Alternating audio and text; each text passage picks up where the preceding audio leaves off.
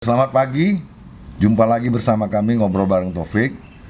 Kali ini kita berada di Damanik Nursery untuk membahas tentang tanaman kaktus yang biasa tumbuh di lahan yang kurang air. Kaktus juga adalah tanaman hias yang pada masa pandemi ini dapat menghasilkan rupiah, baik itu rupiahnya datang dari online maupun offline. Ketertarikan orang juga karena kaktus ini adalah bisa mempercantik dekorasi ruang dan harganya sangat terjangkau bagi masyarakat umum. Untuk ngobrol pagi ini kami bersama narasumber Ibu Risnawati Dartati Damanik. Assalamualaikum Bu. Waalaikumsalam warahmatullahi wabarakatuh. Apa kabar Bu? Alhamdulillah sehat. Alhamdulillah. Ibu kita ini juga salah satu mantan wakil Bupati Simalungun periode 2000 sampai 2005 dan juga anggota DPRD Provinsi Sumatera Utara dari Golkar tahun 1992 sampai 1997. Dan saat ini masih aktif. Ibu kita ini masih aktif sebagai Dewan Harian Daerah Badan Pembudayaan Kejuangan 45 sebagai Ketua 4 Ibu ya. Iya. Ketua 4 serta saat ini juga menjadi seorang pengusaha kaktus. Nah, ini yang menarik adalah bagaimana seorang politikus yang bisa beralih kepada tanaman-tanaman hias ini. Karena tanaman hias ini kita tahu perawatannya sungguh-sungguh menjadi perhatian, dan juga bagaimana kaktus-kaktus ini berkembang di tangan Ibu Dartati Damanik ini. Baiklah Bu, sejak tahun 2006, Ibu mulai bergelut di bidang kaktus ini. Dasar Ibu tertarik tanaman kaktus ini bagaimana Bu? Terima kasih Pak Taufik. Sesungguhnya tanaman kaktus ini memang saya hobi dengan bunga-bunga. Dari gadis ya Bu ya? Dari mulai mahasiswa. Oh, mahasiswa. Dulu ya? saya mahasiswa di USU, tinggal di Asrama Putri. Sebagai ketua Asrama Putri memang oleh pihak rektorat tetap kamar saya paling nomor 1 karena banyak bunga-bunganya dan rapi gitu. Dan ketertarikan saya juga kaktus ini dari keluarga. Oh, keluarga ya Bu? Ibu saya dulu pedagang bunga kaktus, tidak aja bunga kaktus, buah-buahan segala macam, karena memang orang tua saya juga dari Dinas Pertanian. Oh, di mana Bu? Di Siantar, Jalan Kasuari. Oh, di Siantar. Nomor ya. 7 dulu lebih dikenal itu Damanik Nursery. Makanya Damanik Nursery itu adalah Damanik dari usaha ibu saya yang meneruskan. Oh, Ibu yang meneruskannya ya. Dan juga dia kelompok tani Lantana dulu di Siantar. Jadi bibit itu sudah ada dari sejak. Sudah. Jadi kami memang satu keluarga itu semuanya, baik yang laki maupun perempuan, senang dengan bunga, dengan tanaman. Karena berhadapan setiap hari ya Bu ya. Tanaman segala macam memang kami senang. Ya, orang tua kami kan juga dari pertanian. Jadi hobi ini tidak datang dengan tiba-tiba. Oh, jadi memang sudah ada dasarnya ya Bu. Sudah ada dasarnya. Saya dulu tinggal di Medan, tapi saya memang hobi bunga. Waktu saya DPR, wakil bupati, kemana saja saya ditugaskan, pasti saya pulang bawa bunga. Ya, nomor 1 bawa bunga. Maka banyak Bapak lihat koleksi-koleksi ini Pak. Tinggal 1/10 ini. Oh, dari yang lalu ya? Dari yang banyak, karena sudah datang bahwa pembeli-pembeli yang itu ngambilnya kemari. Ada dari Jawa. Pembelinya dari Jawa? Ada dari Jawa, seperti Bapak lihat tadi, datang dari Aceh pagi-pagi. Dari Sumatera Utara. Iya. Jadi artinya perkembangan kaktus ini di masyarakat sudah sangat baik ya Bu? Kalau tanaman kaktus ini tidak akan pernah mati, termasuk kaktus dengan anggrek. Bapak lihat dengan aglonema, ada lagi tanaman yang lain itu hanya sesaat. Gitu. Ya, macam dulu ada ikan lohan ya Bu ya. Ikan lohan sebentar ya. Aglonema juga sesaat, tapi kalau kaktus terus bertahan ya. termasuk juga anggrek. Anggrek ya. Nah, ini tanaman yang paling digemarin. Ya. Dan satu keistimewaan daripada kaktus ini, kita tidak terlalu sulit Pak untuk memeliharanya. Kita pergi misalnya ke Jakarta 3 hari tidak disiram juga dia tidak apa-apa karena dia mengandung air gitu. Jadi dia menyerap Mengandung air Air, dia, ya, makanya dia tidak perlu banyak siram. Iya, karena kan asal usulnya ini kan memang di daerah, kering ya. Di daerah gurun. Dia ada gurun ya. Jadi yang menarik ini Bu, sibuknya Ibu berpolitik tapi tetap juga tanaman hias ini Ibu sempatkan ya waktu pergi kemana-mana membeli tanaman hias sampai ke Malaysia, Bangkok kemana ya. saja. Nah, jadi Ibu pulangnya tetap oleh-olehnya tanaman hias ya. Tanaman, iya. Sehingga berkembanglah Iya. tempat kita ini baik dari dalam negeri maupun dari luar negeri ya. Iya. Nah, ingat saya bahwa Ibu pernah juga buat kelompok-kelompok tani. Oh iya. Nah, kelompok-kelompok tani ini bagaimana Ibu merekrut orang-orang baik di Kota Medan maupun di Sumatera Utara ini sebagai penggiat kelompok tani, Bu? Jadi gini, karena saya hobi kaktus, hobi bunga, banyaklah bunga ini. Gimana untuk caranya membudidayakan ini, termasuk memasarkan ini? Iya. Jadi kami dulu buat kelompok tani, namanya kelompok tani Sri Deli. Sri Deli ya. Kami menyewa halaman Istana Maimun yang sebelah kiri. Ya, Kami sewa sampai berapa tahun itu? Tahun berapa itu? Dari mulai tahun 2000 berapa itu kami di sana itu ada lebih kurang 15 tahun atau 20 tahun. Jadi di sana saya menghimpun para petani bunga. Ya. Ada bunga, ada buah-buahan, segala macam dihimpun menjadi satu. Kami sewa itu adalah sekitar 35 kelompok tani. Jadi kami membuka stand di situ. Dihimpun menjadi satu. Jadi disitulah jadi istilahnya pasar bunga untuk Sumatera Utara. Waktu itu Ibu buat kelompok itu masih aktif di politik atau gimana? Masih terus Masih ya? tetap Terus ya? udah selesai masih kita wakil bupati pun sudah tetap sudah kita buat itu. Ya, artinya tetap melakukan pembinaan-pembinaan ya. Iya. Luar biasa ini. Jadi Karena kan wakil bupati itu kan bukan gampang itu satu. Yang kedua, wakil bupati itu kan banyak pekerjaan tapi Ibu masih sempat membina kelompok-kelompok ini ya. Jadi setelah itu berkembang beberapa tahun, udah lama, terus kita pindah ke ring road ini, Ya, ring road, ya. Jalan Gagah Hitam itu kita di situ menyewa tanah, berapa tahun juga menyewa tanah, masih saya juga ketuanya Ya. di sana, jadi ketuanya, jadi sudah berkembang. Nah, sekarang udah saya serahkan ke sekretaris saya untuk mengelolanya. Ya. Atau di situ diminta lagi untuk membuka di Jalan Pancing, karena Jalan Pancing itu dekat Islamic Unimed. Center Unimed itu Iya. kan nggak bagus itu, Iya, jorok gitu. Gimana kayak di Jakarta pinggiran jalan indah. Iya. Kita buat itu, dibersihin, banyaklah di pinggiran itu. Kayak saya juga di sana dulu ada stand, Iya. terus saya serahkanlah kepada orang lain. Setelah itu berjalan. Nah, jadi itu termasuk dari Serdang.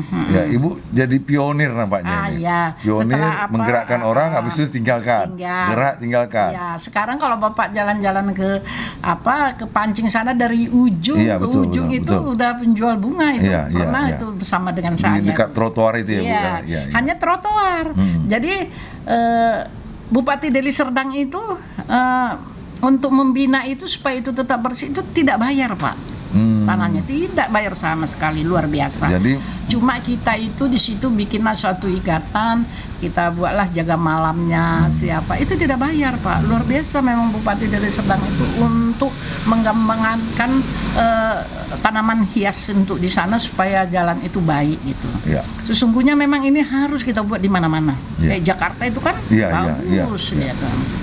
Terutama seperti Jalan Abdul Haris Nasution ini kan Iya. perlu dikembangkan juga Ya, sebenarnya. cuma kan Abdul Haris ini kan banyak toko-toko apa. Sebenarnya kalau kita memang mau menuju Brastagi aja kita bisa buat itu. Mau menuju daerah Pancur Batu ya. Deli Serdang ya memang sudah ada jual bunga di Tanjung Merawa pinggir-pinggiran Iya. itu kalau dikelola luar biasa itu. Kalau Tanjung Maraw kan Mardisan itu ya, Bu. Mardisan dia terkenalnya. Iya. Nah, jadi inilah artinya kita bisa meningkatkan perekonomian keluarga. Iya.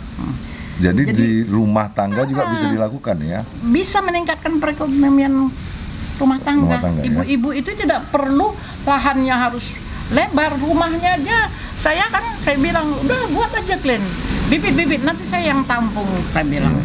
Jadi mereka bibitkan, kita yang pasarkan ya. Bisa, ada yang seperti itu. Tapi mereka kan sekarang sudah ikut di kelompok sana, udah buka stand sendiri. Iya. Nah, jadi itu sewanya sekian, dibagilah berapa orang. Kalau ada 40 bagi 40 gitu. Jadi merupakan suatu kelompok yang terorganisir. Iya. Saya ada juga baca bahwa Ibu juga salah satu masuk ikatan apoteker. Oh iya, karena saya kan memang apoteker, Pak. Profesi saya awalnya apoteker. Iya. Oh, ini sangat beruntung kita ini karena ada apoteker penjual bunga. Iya, bukan soal penjual bunga, Bu. Masuk ke politik, habis masuk politik merawat tanaman sehingga membina kelompok tani. Nah, ini nalurinya yang luar biasa ini. Saya memang dari mahasiswa udah ikut sudah organisasi ya, Bu. Jadi dasar itu sudah dibangun pada saat mahasiswa ya. Ikut resimen mahasiswa, KNPI segala macam ikut. Iya. Itulah ketemu sama almarhum ya, Bu ya. Ketemu sama almarhum Bapak Taufik ya. Iya, Bapak itu luar biasa, sungguh baik. Itu saya kenang sampai kapanpun, baik kali. Sama almarhum suami juga Pak Manahan, jumpa di KNP juga ya? Jumpa di Menwah. Oh Menwah, di Menwah. Dia kan komandan batalion Menwah. Iya. Ini kita sedikit cerita sejarah ya. Nah, dalam mengelola anggrek kaktus ini, Bu, ini kan Ibu butuhkan tenaga kerja. Iya. Tenaga kerja yang merawat, menyiram, mengganti tanah. Itu ada berapa orang itu, Bu? Jadi begini. Bunga saya ini saya tidak biarkan langsung mereka yang mengerjai, saya ikut. Jadi seisi rumah itu ikut menanam. Ada yang membantu. Saya memang memperdayakan orang yang tidak mampu di rumah saya karena niat saya memang begitu. Berbagi rezeki. Gitu. Jadi setiap harinya itu minimal 3 orang ada yang kerja. Jadi itu saya gaji per hari. Oh, gaji per hari ya. Jadi gajinya juga lumayan, kalau orang satu hari mana ada yang 125, kita ada gitu. Udah macam gaji tukang itu, Bu? Iya. Tukang itu gajinya 150.000 per hari.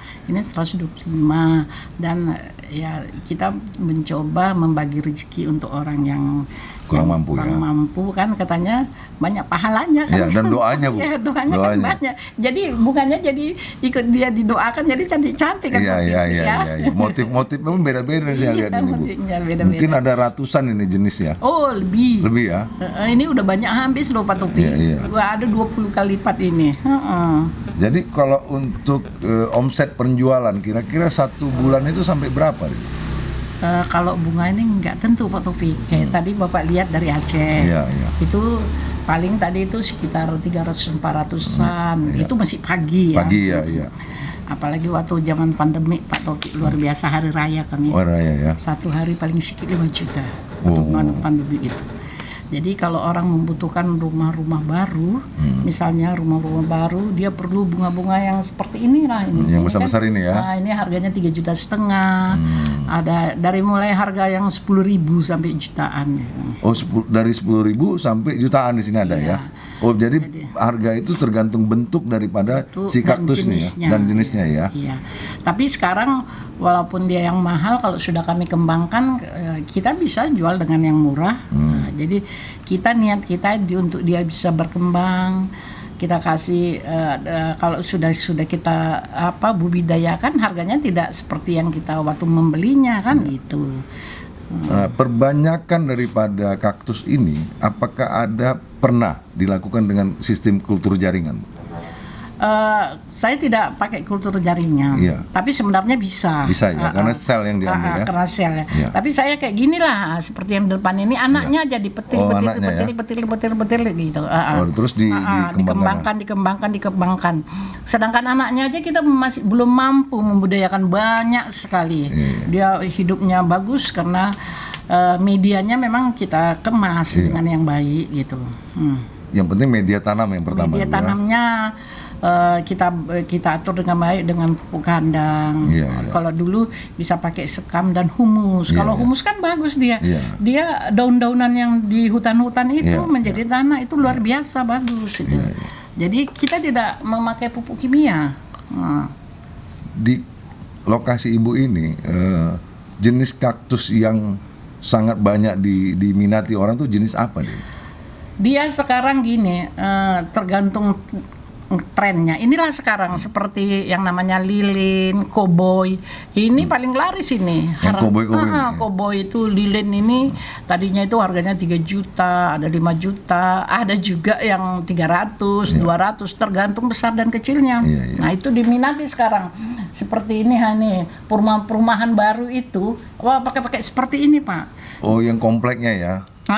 Terus kami pun di sana ada juga membuat taman gitu. Ada juga yang ngerjain landscape-nya taman. Landscape taman. Jadi orang sekalian beli, sekalian kalau mau dikerjain bikin taman gitu. Jadi ini merupakan suatu kegiatan yang membahagiakan. Dia tidak terlalu lelah tapi mengasihkan dan menghasilkan. Ini yang perlu. Itu yang perlu. Jadi kita tidak harus menyangkul sampai berkira-kira berapa, santai aja. Bapak lihat tadi pagi-pagi sudah datang, insya Allah. Mungkin kedatangan Pak Taufik tadi membawa rezeki tiba-tiba masuk dari Aceh. Jadi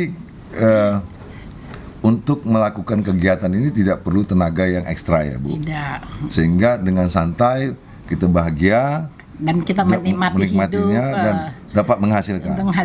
Nah, itu ini mungkin yang perlu ditiru ini. Karena kalau politik cuma meyakinkan saja. Kalau tidak musim pemilu dan kita kalau di politik kan punya kos juga kalau kita mau maju anggota DPR dan jalan sekarang kalau nggak kan kalau menjadi anggota DPR harus mempunyai itu kan ada syaratnya banyak kan. Jadi seperti misalnya Pak Taufik mau jadi anggota DPR, persiapan Bapak kan juga harus banyak. Harus mempunyai integritas yang baik, harus punya kualitas, terus itu punya kapasitas, terakhir harus ada isi tas. Isi tas ini yang bahaya nih, Bu. Nah, kalau misalnya kaktus ini kan juga menguras isi tas, tapi akan kembali lagi dia. Juga integritas juga. Jadi kepercayaan orang terhadap Damanik Nurseri ini kan artinya itu harus dipertahankan kan, Bu? Kita memang untuk mengembangkannya kan kita selalu pameran.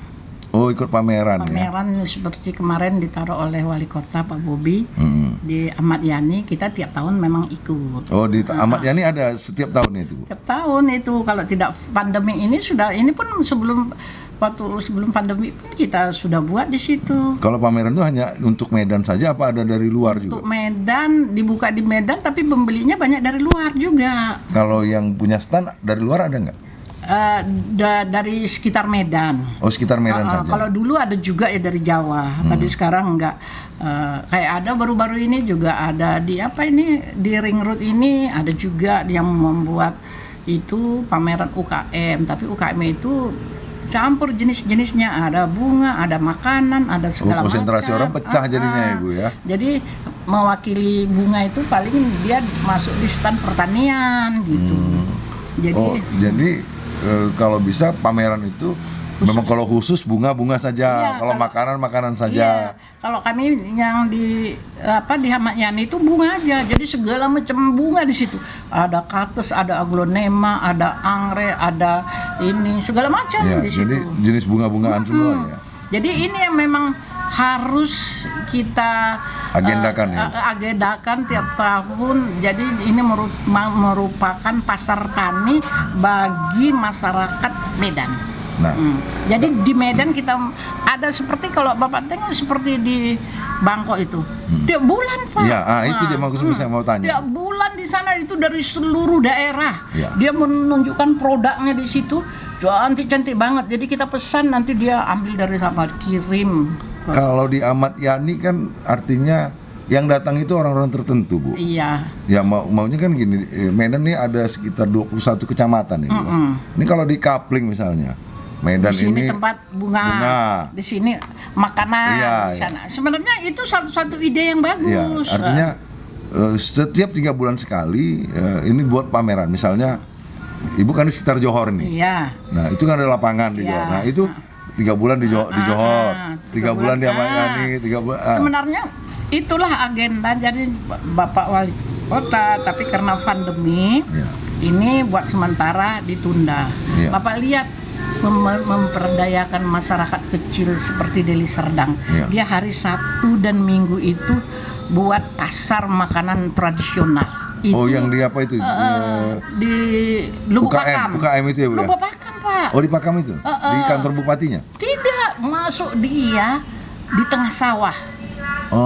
Oh iya ada Pantai Labu. Arah Pantai Labu. Di tengah sawah itu ada berapa macam. Jadi di sana Makan makanan tradisional itu ya. tradisional. Kita belinya dari bakul. Iya. Uangnya uang apa? Koin Logam. apa? Koin kayu Iya. sama koin batok ditukar. Oh. Satu koin harganya 2.000. Saya sana meninjau. Iya. Meninjau melihat. Jadi dia cuma ada hari Sabtu Dan dengan Minggu. Minggu. Itu kayak pasar malam, Pak. Jadi Dari mana-mana datang ya? iya, masyarakat itu ibu-ibu rumah tangga kecil aja jual pecel, jual goreng, jual apa aja di situ. Saya kira itu dihimpun bagus itu Bupati Deli Serdang. Sangat Ya. baik. Jadi ide-ide itu kalau bisa ada di Medan ya, Bu? Ada di Medan seperti itu. Iya. Oh, coba kalau ada di Medan misalnya ditaruh di Cadika itu di Cadika, situ. ya. Kalau Sabtu dikembangkan itu jual makanan tradisional. Jadi Ya. semua makanannya tidak ada yang pakai styling bagus-bagus. Semua bakul. Zaman-zaman dulu punya ya. Jadi orang nostalgia di situ ya, Bu. Pokoknya di sana ada getuk, segala macam cendol. Kenyang juga kita belanja 100.000 aja udah banyaknya bukan main. Laris manis bisa bawa pulang lagi. Iya. Rindu dengan makanan jadul. Iya. Jadi kondisi-kondisi sekarang ini memang perlu ada kreativitas ya, Bu ya. Harus. Ya, Kreativitas itu harus inovasi ya. diciptakan, iya. Inovasi sehingga bisa mendatangkan orang dan orang yang didatangi itu punya penghasilan ya. Iya, meningkatkan perekonomian Ya. rumah tangga. Ya, dan perputaran Iya, uang. ibu-ibu yang tidak sekolah pun juga bisa meningkatkan rumah tangga dengan jualan yang seperti itu. Iya. Heeh. Kalau bunga mungkin tidak semua orang mau memegang tanah kan. Iya. Tapi kalau namanya makanan itu ibu-ibu orang rata-rata kita Jawa itu luar biasa.